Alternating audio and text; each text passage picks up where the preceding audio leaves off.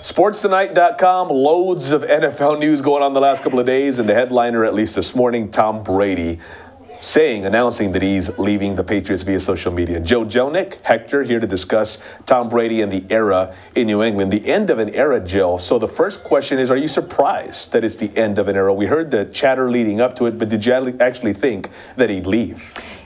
Yes, I completely thought he would leave, as did many of sports fans across the country, because this was the end of a dynasty. The Patriots were on the back end. They had put together so many fantastic runs, but it was inevitable that this was going to slow down, and we saw that this playoff run, this past run when they got knocked out by the Titans.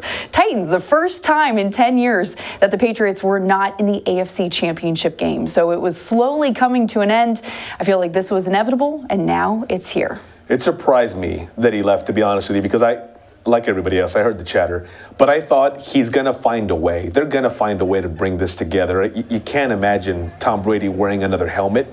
I couldn't imagine Bill Belichick and Bob Kraft letting him leave and giving him that opportunity.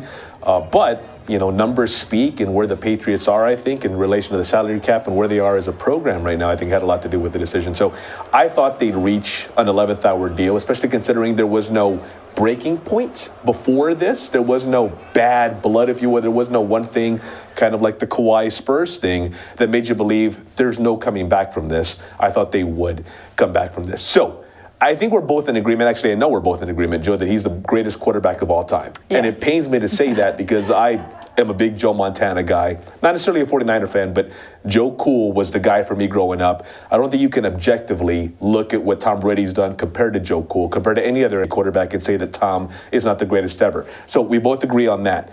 Is he, though, the greatest football player of all time? Right now, even before he retires, is he the best to ever put on a pair of cleats and a helmet? It's a great question and compelling argument, and the only thing that makes it such a great question is how difficult it is to compare one position player to another position player.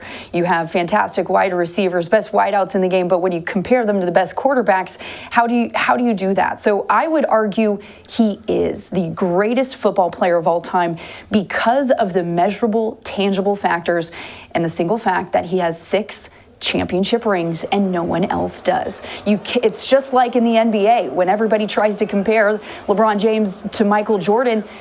I'm sorry, but at the end of the day, LeBron James have half as many rings as Michael Jordan. You can compare that. It's a tangible fact, and it's the only fact you need to know. He's on a very short list. I'm going to go, he's not the greatest football player of all time. I'm going to go Jim Brown in that regard. A good argument to me made for Jerry Rice. On the defensive end, you can even bring up maybe Lawrence Taylor. But I would say that I'm going to go Jim Brown just because I truly believe that Jim Brown is the one player, and maybe guys of this era, you can make that argument more and more and more.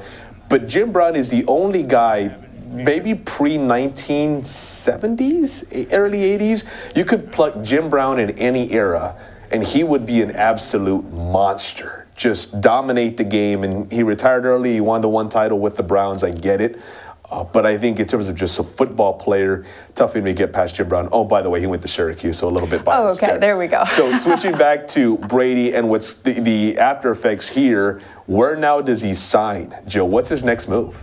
It's going to be tough because, well, he could go a number of places, and there are several teams that are trying to grab him and hook him. I believe he's going to the Chargers. The Chargers need to fill their seats. They need an energy boost, and who better than Tom Brady, TB12, coming into that stadium and bringing life back to that franchise. I also think because they need that, they're going to give him every single nickel and dime he wants.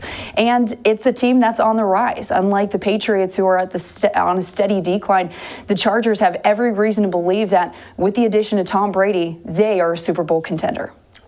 For all the exact same reasons, I'm going with the other NFL team that previously lived in LA. I'm going to go with the Raiders, and he's going to Vegas. Can you imagine Chucky, John Gruden, and Brady together? I'm not going to be a real patient guy now. Hey, I'm not going to be a real patient guy now. John Gruden and Tom Brady, I think, would be absolutely fantastic. I look for, the odds are out. And I think one of the odds makers has him going to the Buccaneers. Maybe a dark horse, though not according to them. We'll see what happens, but I'm going to go Raiders, Jill. I like it. I think anywhere in the California, that's Tom Brady's home. He's looking to go west. I think the West is where he'll end up.